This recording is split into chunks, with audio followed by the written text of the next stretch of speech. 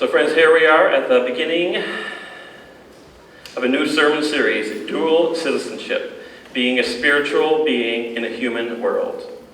And what does that even mean?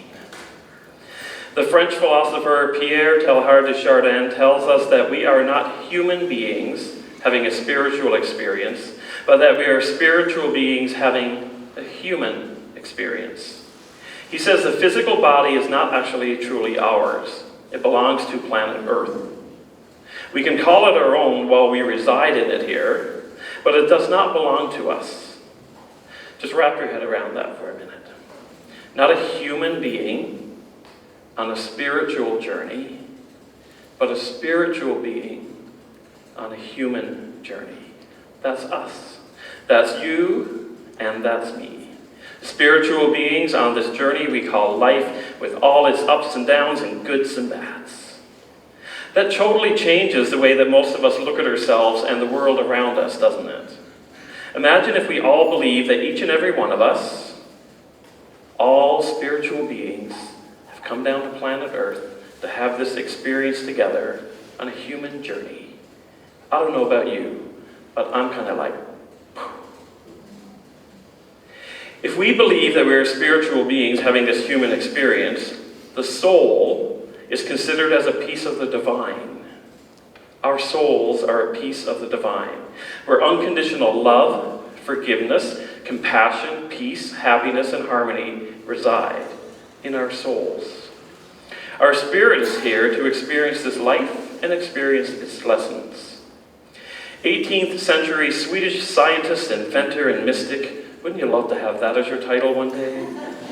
Do you remember him? The Swedish scientist, inventor, and mystic, Emanuel Swedenborg, suggests that the natural world and the spiritual world coexist.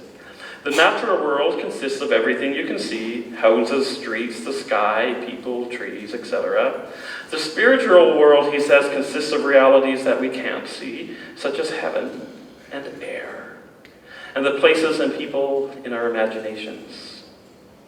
Looking in the mirror and recognizing our spiritual identity is not something we habitually do. I don't know about you. This is not my experience. Hey, spiritual being, how you doing today? Kind of what we don't recognize, most of us, when we look in the mirror. Some of us smile and some of us try to fix something. Maybe most of us try to fix something, is that it? The physical world is forever reminding us that we're having a human experience with the 5 sensory organs that are telling us hear, see, feel, smell, and taste. Without realizing it, we've become highly critical human beings that are concerned with body image and other trivial issues. Swedenborg offers some insight on the origin of our unhappiness, depression, and disappointment with ourselves. All body challenges can be tracked down to the lack of divine love for ourselves. If we recognize our soul as part of the divine, we need a little more love for ourselves. He says this stems from the lack of knowledge about ourselves in terms of who and what we are. For most of us, the idea of being spiritual beings resonates at a very primordial level. Something in us knows deep in our guts or in our hearts, perhaps at an unconscious level, that we're made of more than just a sum total of our thoughts and our feelings and the life situations that we're living at the moment. We have a sense of being larger or more infinite than just our little me. A number of weeks ago in one of his sermons, Blair shared a story of a 5-year-old boy whose mom had just given birth to a new baby. Maybe this will resonate in someone's family very soon. The little boy kept asking to spend some time alone with his new sister. When his parents asked him why he wanted this time alone with the new baby, the 5-year-old said that he needed it because he was starting to forget God.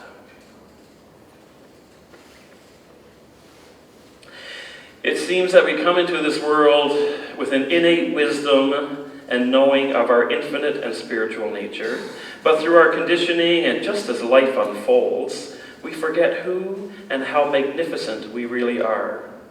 You could say that we get smaller and begin believing that who we are and what we are made of is just a resume of the roles we play, our successes and failures, the opinions we hold, and the problems we need to solve.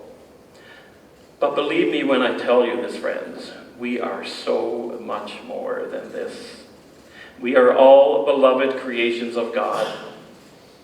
From the words of Marianne Williamson, "Who am I to be brilliant, gorgeous, talented, and fabulous?" Actually, who are you not to be? You are a child of God.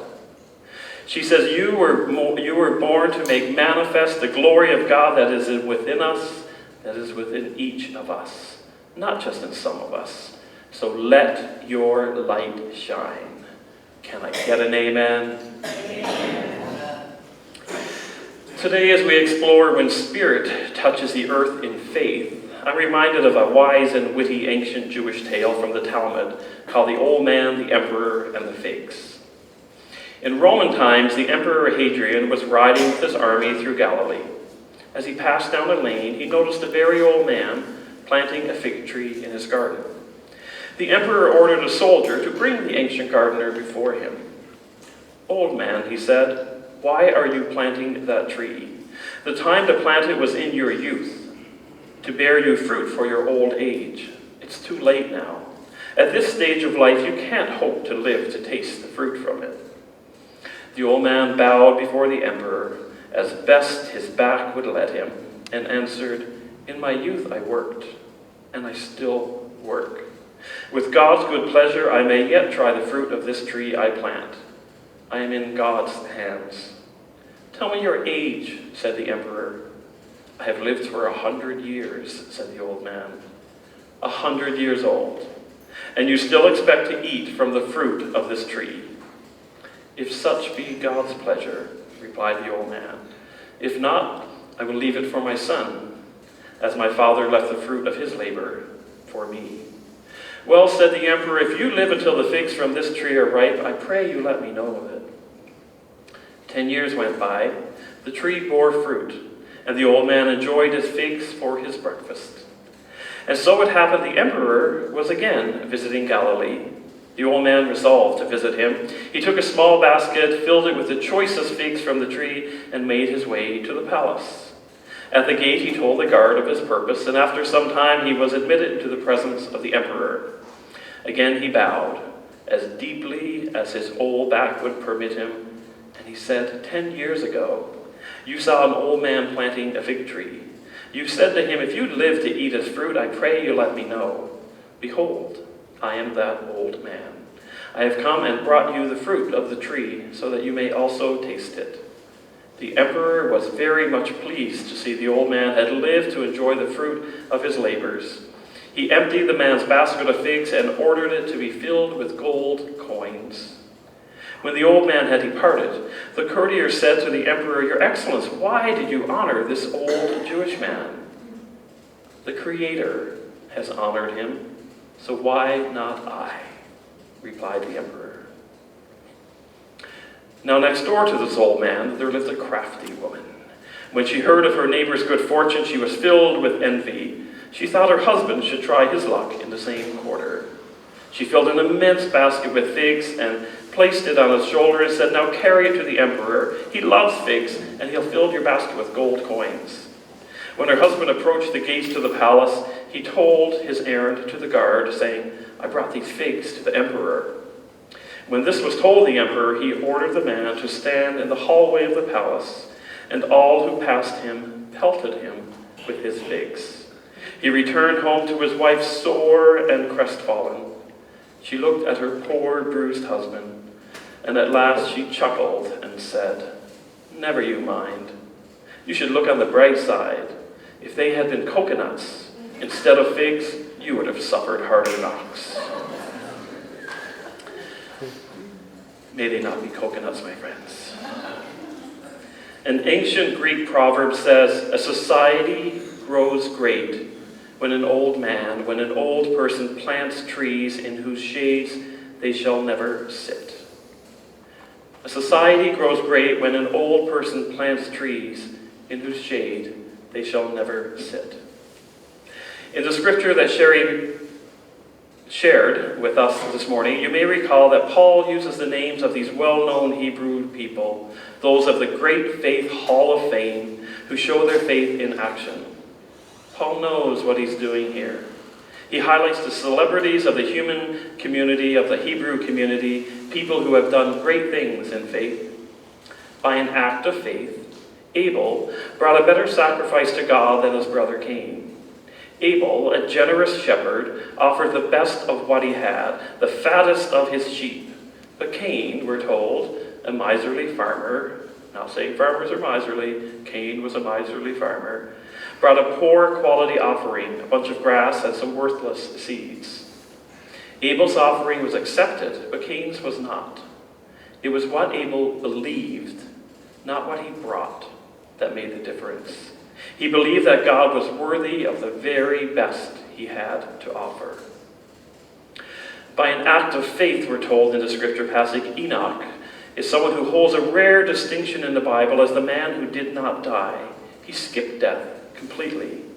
We're told that Enoch walked his faith his whole life, 365 years. No matter what happened, he trusted God.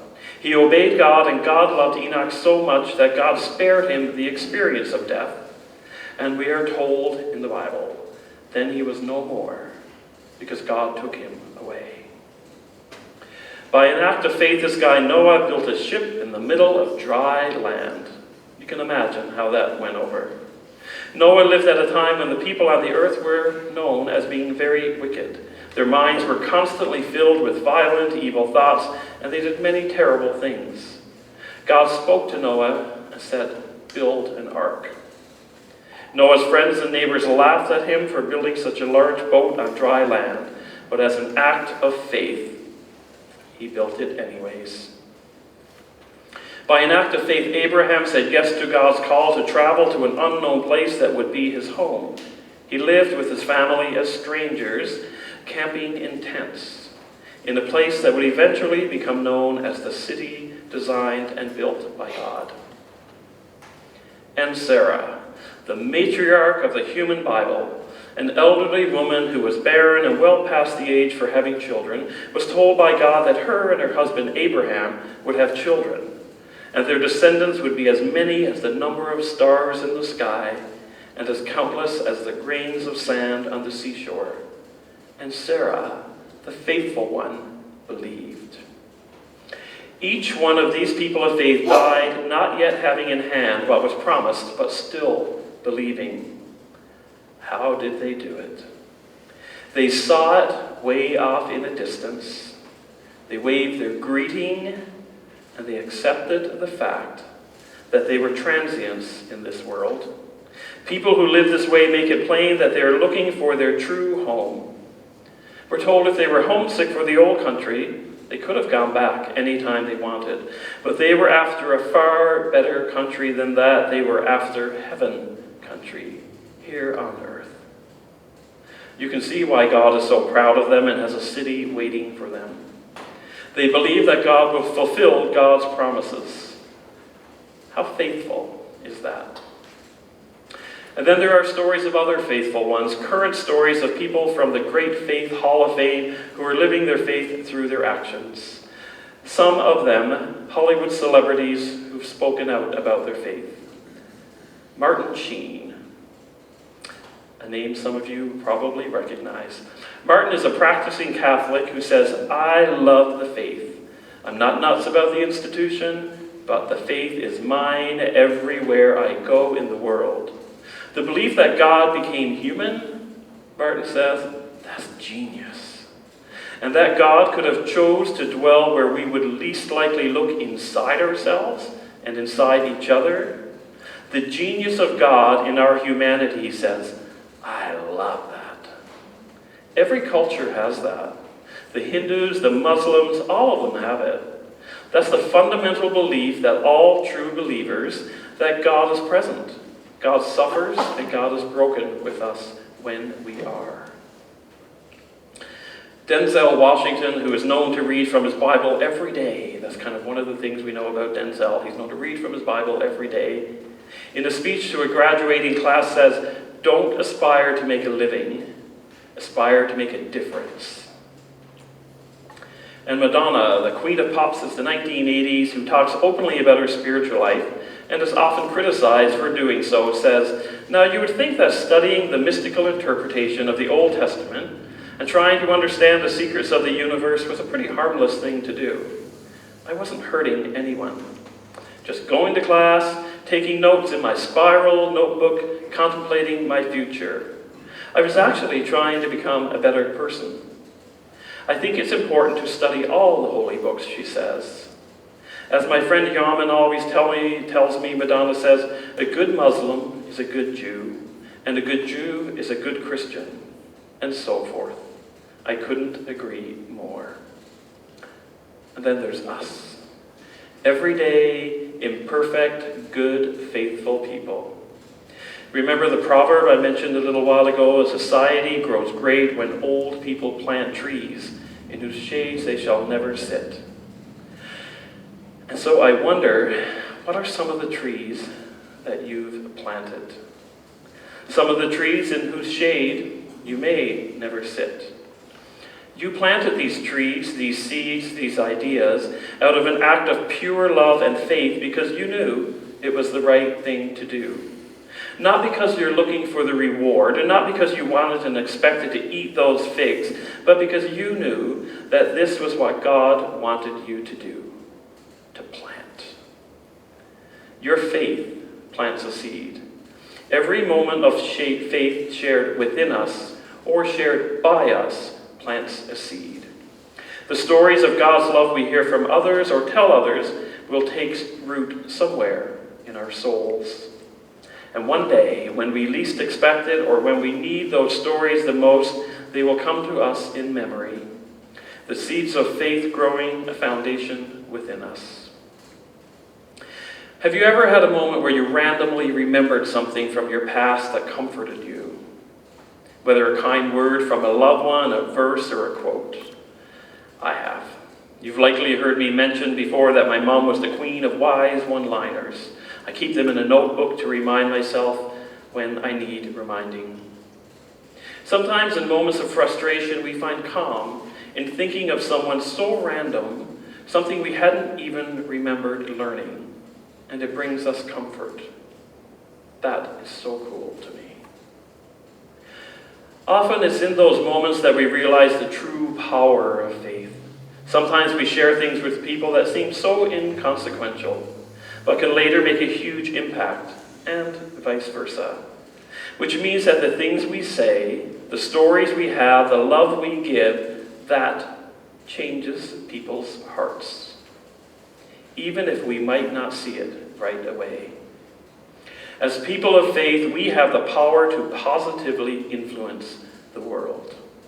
When we share our love for God, when we give to others without holding back, when we put our heart out there, when we demonstrate the beauty of Christianity, we reflect what it means to love Jesus. We point people to our Creator. We plant seeds. I'm going to invite you now to take a moment and to think of one person who has influenced your life in a positive way. There are likely many, but just for now, try to focus on one. You don't have to say this aloud. Focus on one person. Bring them to mind now. Someone in your life who has influenced you in a positive way. And hold them in the light. Think of how this person has shaped you into the person you are today. Maybe this person is still alive, or maybe it's someone who's passed. There's a beautiful ancient tradition in Latin America for invoking the memory of those who have lost their lives. You simply pronounce their names and bring their spirits and witness before us, and we respond presente, which literally means here, present in Spanish. You are here with us, you are not forgotten.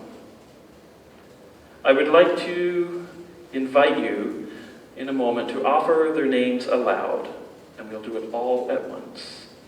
In a moment, I'll just invite you to name your person, and then we'll all say presente. Are you ready? Name your person, our Hamlyn. And together we say, Presente. Their love, the love of the people you just named, planted a seed in you. That seed and the seeds of others planted within us shape how we live and love today and always. So whether you know it or not, your words have great value. Your stories carry meaning. Your hearts bring truth. You may feel like you're not doing anything of importance, like you're not making an impact, no matter how hard you try, but friends, you are. And you will. Your faith changes lives, the lives of your family members, your friends, strangers you speak to for a fleeting moment. You can make a difference by simply talking about your faith and God's unconditional love and sharing who you are. Though you sometimes may feel insignificant, you matter. Though you sometimes may think your stories are falling on closed ears, they're heard. Though you're tired of tying the battle for God in a world that continually pushes God out, you're laying a foundation of faith that will surface for that person when the time is right. Don't lose hope. Your words, your heart, your shared faith is taking root in someone's soul. And in time, God will grow something